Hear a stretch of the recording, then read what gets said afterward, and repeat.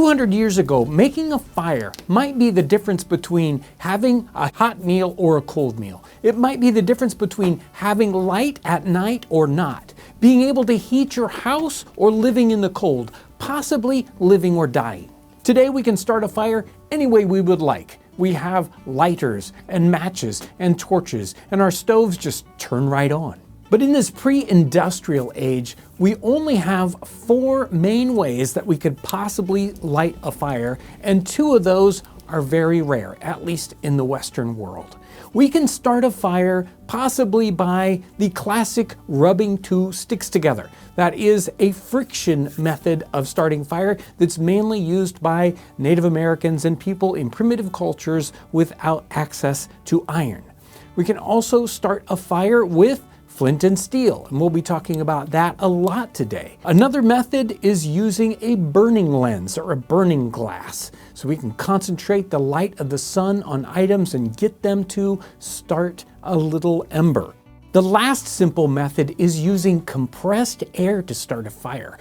And this is something that was very common in Southeast Asia, used for hundreds of years. It's called a fire piston, or in Europe sometimes called a fire syringe. And this used a tiny little bit of compressed air with a couple of cylinders like this, and you would put an ember in the end of it, or a little piece of char cloth, and you would press it together very quickly, and that compressed air causes so much heat that it'll start this little ember burning. Someone brings one of these fire pistons from Southeast Asia to Rudolf Diesel. He sees this whole idea of this incredible heat that's generated from this compressed air, and he comes up with the idea for the diesel engine. I mentioned burning lenses earlier as one of those initial ignition methods, and burning lenses have a very interesting history. I was really wondering about how often they were using them in the 18th century, how common they were. I did some very quick searching. We have references and we have examples of tobacco boxes or tinder boxes that have burning lenses in them. We also have references to Gulliver's Travels, where Defoe is writing in the early 18th century, and Gulliver is in Lilliput, and he mentions the idea that he has his tinderbox with him, he has flint and steel, and he has a burning lens. So it's very common in the 18th century. But as I was researching those 18th century references to burning lenses, I found someone in the 18th century who was asking the same question. How far back do burning lenses go? Do they go back a couple of hundred years or even further? Well, he found references to Aristophanes. In 342 BC, he writes a comedy called The Clouds. And in The Clouds, one of the characters is being taken to court, and he's talking to Socrates, and he says, Socrates, you know what I'm gonna do?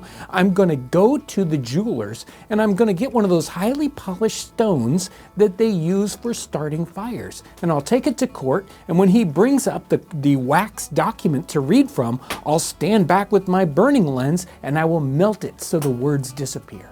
So there we have a reference to burning lenses being used more than 2,000 years ago. In our time period, the most common way to start a fire is with flint and steel. Just about anybody would have the skill set to be able to start a fire with these tools. And we need a striker, which is made of a steel or an iron that's made to a very particular hardness. They have to be very hard.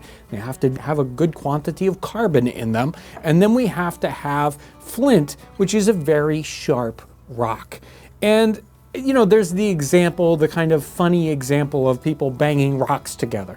But rocks, banging them together, really will never make a useful spark. So we need to have both the flint and the steel to make a good spark. It is a very simple thing to do once you know how to do it. You're just shaving off little pieces of iron. And that was a question even in the 18th century, is what are these sparks? Where are they coming from? Why is this happening? The 18th century is one of those kind of ages where they're really starting to think about scientific thought. Before that, maybe they really didn't care exactly why it was happening, but they studied the sparks underneath the period microscopes of 200 and 250 years ago, and they found that the sparks were actually little balls of metal.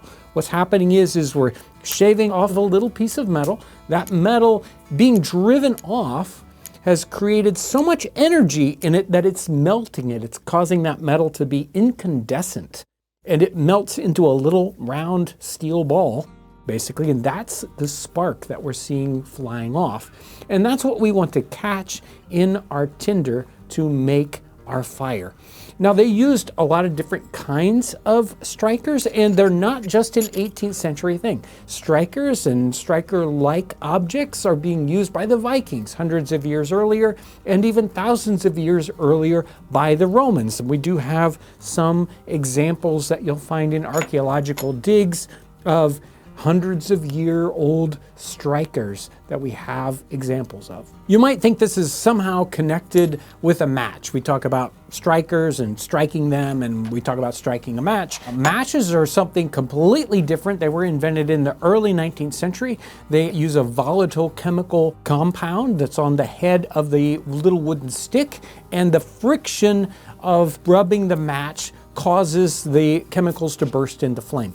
Very, very different concept. And it's the chemical match that comes in the 19th century that really drives all these other methods out of the marketplace. Nobody bothers to use any of these other types of fire starting after the match kind of shows up on the scene. The fire locks in the time period were using exactly that same technique. It's just built into a mechanism. So the lock has a little bit of a steel here, it's got a little bit of flint here, and that is driven by a spring, and it makes sparks, and that will either ignite the powder that's in the pan, or you can use these to start a fire also. You can put a piece of little tinder down inside the pan there and use your fire lock to start a fire.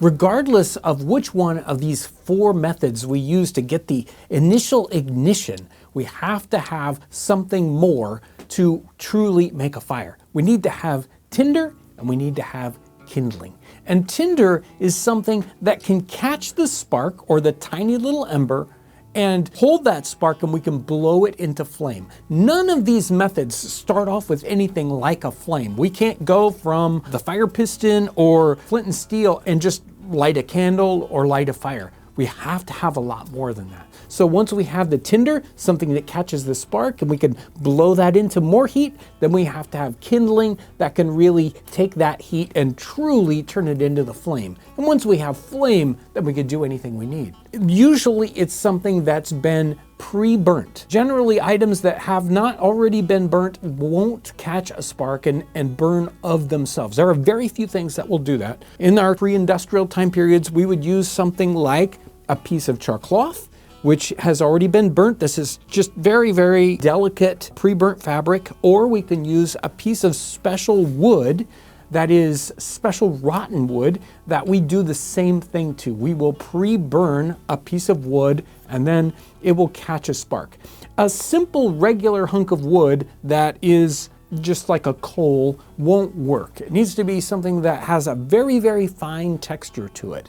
And so you have to find special sources of wood or fabric or sometimes fungus to do this job. Let's make a little bit of char cloth. We need to have the fabric that we're going to start off with. I've got some linen, which is what that's made out of. This is a plain natural linen. It's not dyed or anything. Also a little piece of cotton here, which sometimes makes even better char cloth. It's kind of got a finer and fuzzier texture, and so it can very easily catch a spark and very quickly burn. Sometimes that's almost a disadvantage. I also have some Osnaburg cotton here that we will try at the same time. I'm going to put these all in this little tin. We've got our tinder making box. It needs to seal up tightly, but it does need to have one little hole in the top to let gases escape.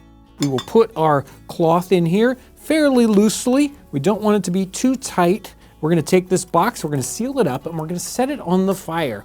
Set it on some coals. You don't want to set it in the body of the fire, but on top of some coals.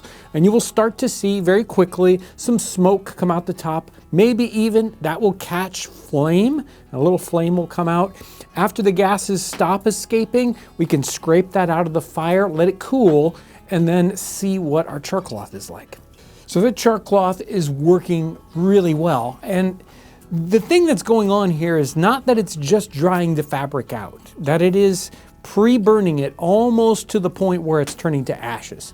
So we want the fabric to get to that sort of texture where it can just almost fall apart on you.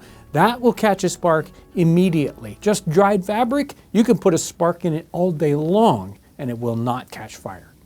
There are certain types of fungus that were talked about in the time period that you could either pre-burn, like char cloth, or that might catch a spark on their own. This is a piece of chaga mushroom. It grows on tree trunks, usually a little bit north of here, up in Michigan, places like that. And if you break it and you dry it, some of the internal parts of that fungus will catch a spark and start to burn. This is a type of tinder not only used by Native Americans, but also by Europeans. In Europe, they were using mushrooms in a similar kind of way. Touchwood is a type of tinder made from rotten logs. And we've got a piece of rotten wood here. It's very, very light. And usually the lighter the piece of wood, the better. It still needs to have enough integrity to hold together. This has been very dried. And we're going to take it and we're going to put it inside of our little tinder tin. And what we want to do is burn that to the point where it doesn't turn to ashes, but it is 3/4 of the way burnt. When it's completely black and very, very fragile, we will take this out. Each one is a little bit different, but we'll take this out of the fire and let it cool, and then we'll test it. Once our tinder is glowing and we can blow it and it gets pretty hot, it's still not a flame. It's not a true flame, so we have to use kindling. And kindling, it has to be something extremely fine and that we can make a little nest of. We want a little mouse nest of either dried grass, or we can use linen, tow, just fibers that are teased out of rope, anything that's fine and hair-like. And that will catch that heat that comes off of the tinder and just burst into flame. And then maybe even we'll use some sticks, or we can use that to start a candle going. And this term that we hear a lot in today, we talk about a match. Well, they had matches in the 18th century, but they were just to transfer that fire. You would take your little bit of tinder or kindling here, you would catch a little stick or a match on fire, and then you would use that match to light your candle or to light your bigger fire. I encourage everyone to get out there and try it with some of these tools if you get a chance. You can try it with a burning lens or a little bit of flint and steel. You can make your own char cloth or something similar to that and try to make a fire in your backyard. Obviously safely, you don't want to catch anybody on fire. It's a very satisfactory to be able to use these tools to start a fire today. If you're interested in flint and steel and a flint and steel kit, you can find them on our website, townsends.us.